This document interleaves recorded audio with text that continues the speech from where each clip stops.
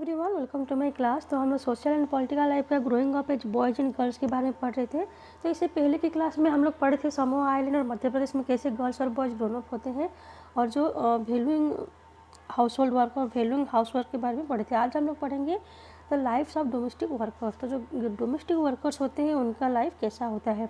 तो ऊपर जो स्टोरी दिया था my mom does not work, उसमें से ये पता चलता है कि जो औरतें होते हैं वो घर में ज़्यादातर काम करते हैं, लेकिन यहाँ पे जो हरमीत की मदर थी वो घर का सारा काम अकेली नहीं करती थी। उसके साथ उसका एक मेड था जो कि उसको उसके डोमेस्टिक काम में हेल्प करते थे, जिसको हम लोग डोमेस्टिक हेल्पर बोलते हैं। तो बहुत सारे टाउन्स और सिटी में ऐसे बहुत सारे औरतें होते हैं जो लोग कि ऐसे डोमेस्टिक वर्कर के हिसाब से काम करते हैं।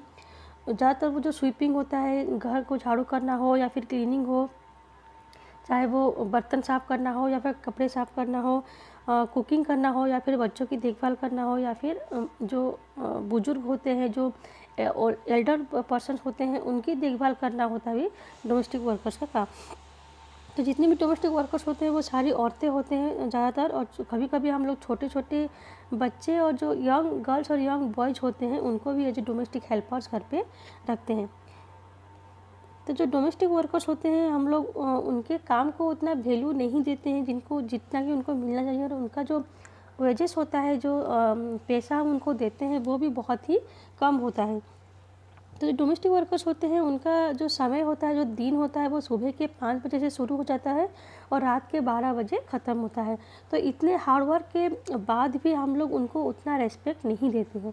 तो यहाँ पे एक औरत है जिसका नाम है मेलानी, जो कि एक डोमेस्टिक वर्कर के हिसाब से काम करती है, और वो यहाँ पे अपना एक्सपीरियंस शेयर की है, जो कि दिल्ली में काम करती है। तो my first job was with A rich family that lived in A 3 stored house. तो उसका जो फर्स्ट जॉब था वो दिल्ली में एक रिच फैमिली में करती थी, जो जिनका घर की 3 बिल्डिंग था।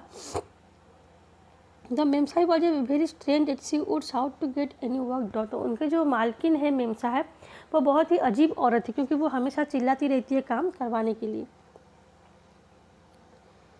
My work is in the kitchen, there were 2 other girls who did the cleaning. तो जो मेलानी थी उसका काम खाली किचन में होता था, मतलब वो कुकिंग करती थी, और बाकी के क्लीनिंग और वॉशिंग के लिए और 2 लड़कियां होती थी घर पे। तो उसको जो है हमेशा सुबह से लेके शाम तक किचन में खाना बनाना होता है, लेकिन उसके लिए उसको ब्रेकफास्ट में चाय के साथ खाली 2 ही रोटी मिलती है, और उसको कभी भी तीसरा रोटी ऑफर नहीं होता। तो उसको 2 रोटी से उसका जो पेट है वो भरता नहीं है, उसको सारा दिन काम करना पड़ता है, तो उसके लिए उसको भूख लगती है। तो उनको भूख लगने के बाद भी कभी भी तीसरा रोटी ऑफर नहीं किया जाता। तो जो मेलानी है वो खाना बनाती है, तो घर में और जो 2 लड़कियां होती हैं जो कि क्लीनिंग और वॉशिंग का काम करते हैं, तो वो उसको चुपके से एक और रोटी मांगती है, और मेलानी भी उनको सिगरेट की रोटी दे देती है, और वो अपने लिए अलग सा रोटी फिर से बनाती है।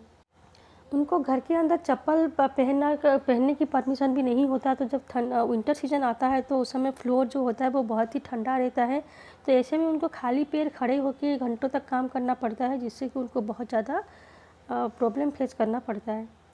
तो मेलानी को ऐसा लगता है कि जो उसकी मालकिन है वो उसको हमेशा गुस्सा करती रहती है और उसको बेइज्जत करते रहते हैं। तो इससे मेलानी ये पूछ रही है कि क्या उनको ये अधिकार नहीं कि वो जो काम कर रहे हैं उनको उसके लिए उनको भी उतना ही इज्जत और रिस्पेक्ट मिलना चाहिए उनके काम के लिए।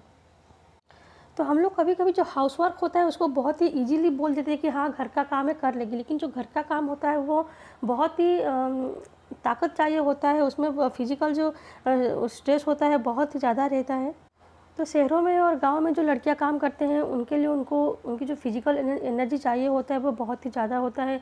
लड़कियों को पानी लाना पड़ता है, घर घर की साफ़ सफाई, कपड़े बर्तन झाड़ू पोछा, बहुत सारे ऐसे काम जो कि करना पड़ता है। ये सभी काम जो है बहुत ज़्यादा एनर्जी चाहिए होता है। तो जितना भी काम होता है उनके लिए उनको बार बार झुकना पड़ता है, फिर लिफ्टिंग करना पड़ता है, केयरिंग करना पड़ता है, सामान को एक जगह से उठाओ फिर इसको से ठीक जगह पे रखो, झाड़ू करने के लिए झुकना पड़ता है, पोछा लगाने के लिए झुकना पड़ता है। तो हमेशा जो जो बेंडिंग लिफ्टिंग और केयरिंग का काम होता है ये हमेशा चलता रहता है, तो इससे उनका जो शरीर है बहुत ज़्यादा थक जाता है। या फिर जो कुकिंग का काम लोग कुकिंग करने के लिए भी हम लोगों को स्टोव या गैस के सामने घंटों तक खड़ा होना पड़ता है लगातार। तो वो भी जो स्टोव होता है उसमें से जो गर्म भाप निकलता है उसमें से हमें खड़ा होके इतनी टाइम तक कुकिंग करना पड़ता है। तो जो लड़कियों को के काम होता है उनके लिए उनको जितना फिजिकल एनर्जी चाहिए होता है वो लड़कों से बहुत ही ज़्यादा रहता है। तो लड़के जो काम बाहर करते हैं अगर उससे हम लोग कंपेयर करेंगे तो लड़कियों की जो फिजिकल एनर्जी होता है वो लड़कों से ज़्यादा यूज होता है। और जो दूसरा कंपैरिजन ये है कि जो घर का काम होता है या फिर जो औरतें काम करते हैं वो बहुत ज़्यादा टाइम कंज्यूमिंग होता है। तो औरतें जो कि घर का काम भी करते हैं और जो बाहर का काम भी करते हैं तो उनको काम को अगर हम लोग मिला दें तो उनको बहुत ही कम टाइम मिलता है रिलैक्सेशन के लिए या फिर लीजर टाइम, जो कि लड़कों के कंपैरिजन में। तो लड़के जो कि खाली बाहर जाके काम करते हैं, ऑफिस का काम, घर आने के बाद उनको कुछ काम करना नहीं पड़ता तो उनको बहुत ज़्यादा फ्री टाइम मिल जाता है। लेकिन वहीं जो लड़कियाँ बाहर काम करते हैं तो उनको घर का काम भी करना पड़ता है प्लस ऑफिस का काम भी करना पड़ता है। तो ऐसे में अगर उनका जो टाइमिंग मिला दे तो वो लड़कों से हमेशा ज़्यादा रहता है। तो यहाँ नीचे एक डाटा दिया है जो कि central statistical organisation of India ने 1998 और 99 में एक रिसर्च के थ्रू एक डाटा यहाँ पे दिया गया जिसको कि तुम लोग खुद फिलअप करो देखिए। तो यहाँ पे 2 स्टेट का नाम दिया है, एक है तमिलनाडु, दूसरा है हरियाणा। तो यहाँ पे दिया गया कि वोमेन जो कि काम करते हैं पेड, जिनको कि पैसा मिलता है, उनका वर्क आवर्स कितना है वीक में, और जो औरतें को पैसे नहीं मिलते मतलब जो लोग घर का काम करते हैं हाउस वर्क, उनका जो वर्किंग आवर्स है वो कितना होता है वीक में, और लड़कों का जो है जो जिनको पेड है और अनपेड उनको कितना कितना मिल रहा है वर्किंग आवर्स। तो ऐसे में देखो हरियाणा में जो औरतें काम करते हैं बाहर जाके जिनको पैसा मिलता है तो उनका जो वर्किंग आवर्स है वीक में वो है 23 आवर्स। वहीं तमिलनाडु में वो है 19 आवर्स।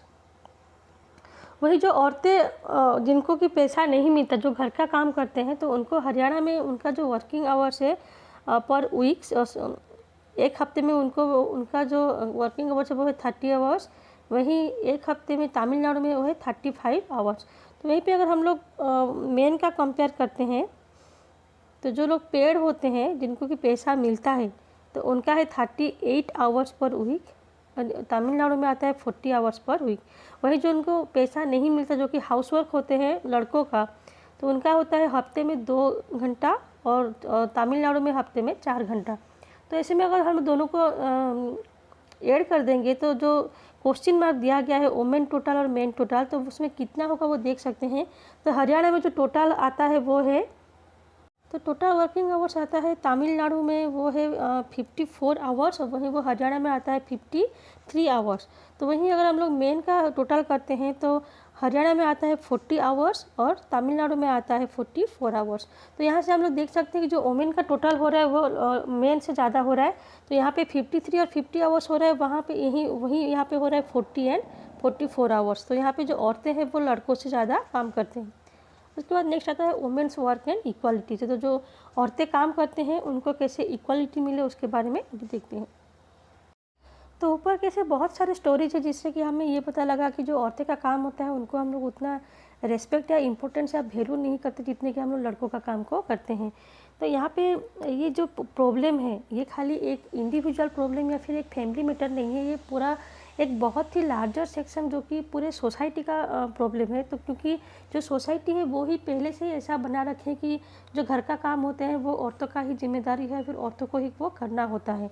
तो ये जो सोच है उसको हमें बदलना होगा। तो इसको बदलने के लिए इंडिविजुअली या फिर फैमिली के हिसाब से करने से नहीं होगा, उसको दूर करने के लिए गवर्नमेंट को भी ऐसे बहुत सारे स्टेप जो कि लेने चाहिए। तो हमारा कॉन्स्टिट्यूशन जो कि हर किसी को इक्वालिटी प्रोवाइड करता है, चाहे वो मैन हो या वोमेन हो, तो हर किसी को इक्वल अपॉर्चुनिटी वो देता है। तो जो कि कॉन्स्टिट्यूशन में भी लिखा गया है। और सेक्स के हिसाब से या फिर जेंडर के हिसाब से हम लोग किसी को डिस्क्रिमिनेट नहीं कर सकते, उनके बीच में हम लोग भेदभाव नहीं कर सकते कि ये जो है लड़का है या फिर ये लड़की है। तो हर किसी का जो काम है वो इक्वल होना चाहिए। तो इसलिए गवर्नमेंट ने ऐसे बहुत सारे स्टेप लिए हैं जिससे कि जो लड़कियों का ये प्रॉब्लम है उसको सॉल्व किया जाए। जैसे कि जो घर का काम करना हो या फिर जो बच्चों को सँभालना जो काम होता है, रिस्पॉन्सिबिलिटी होता है, वो ज़्यादातर लड़कियों के हिस्से में आता है। तो इसलिए गवर्नमेंट ने आजकल बहुत सारे जगह पे आंगनवाड़ी खोले हैं, ताकि जो छोटे बच्चे हैं उनको उनकी देखभाल के लिए वहाँ पे भेजा जाए, जिससे कि जो औरतें होती हैं, घर का औरतें, वो थोड़े फ्री हो जाएँ बच्चे सँभालने से। या फिर जो औरतें बाहर जाके काम करते हैं, तो उनको अपनी बच्चों की प्रॉब्लम ना हो, इसलिए वो उनको आंगनवाड़ी में जाके छोड़ सकते हैं। क्योंकि जब कोई औरत घर के बाहर अगर काम करने की सोचती है, तो हमेशा उसके ऊपर ये सोच आ जाती है कि अगर वो घर के बाहर जाके काम करेगी तो घर की देखभाल कौन करेगा, घर का काम कौन करेगा, या फिर उनके बच्चों की देखभाल कौन करेगा। तो यही सोच को थोड़े बदलने के लिए गवर्नमेंट ने आंगनवाड़ी सेटअप किया, ताकि जो औरतें हैं वो अपने आप को फ्री रखें घर के काम से और थोड़े इंडिपेंडेंट बन जाएँ। तो गवर्नमेंट ने अभी और एक और लॉ बनाने के लिए सोचे हैं, जो कि मैंडेटरी किए हैं लॉ को, कि जो कोई भी ऑर्गेनाइजेशन है, चाहे वो प्राइवेट हो या गवर्नमेंट हो, तो जहाँ पे कि 30 से ज़्यादा औरतें काम कर रहे हैं, तो वहाँ पे क्रीच फैसिलिटीज़ रखा जाए। तो क्रीच का मतलब होता है जो औरतें काम करते हैं तो उनको अपने बच्चे वो अपने साथ ला सकते हैं और उनको वहाँ पे नर्सरी के हिसाब से वो रख सकते हैं, या फिर उनकी देखभाल जो है वो वहाँ पे कर सकते हैं। तो इस फैसिलिटी से जो औरतें काम करते हैं उनको अपने बच्चों की टेंशन नहीं रहेगी, वो उनको अपने साथ लेके आ सकते हैं काम पे भी, उनको अपना काम पे भी ध्यान रख पाएंगे, प्लस अपने बच्चों को भी वो संभाल पाएंगे। तो इस प्रोविज़न से बहुत सारे औरतों को मदद मिला है, और वो जो है आजकल अपनी ऑक्यूपेशन चूज करने के लिए वो उतने हेजिटेट नहीं हो रहे हैं। तो वो कैसे एक औरत आगे बढ़ पाए, उसके लिए गवर्नमेंट ने बहुत सारे स्टेप ले रखे।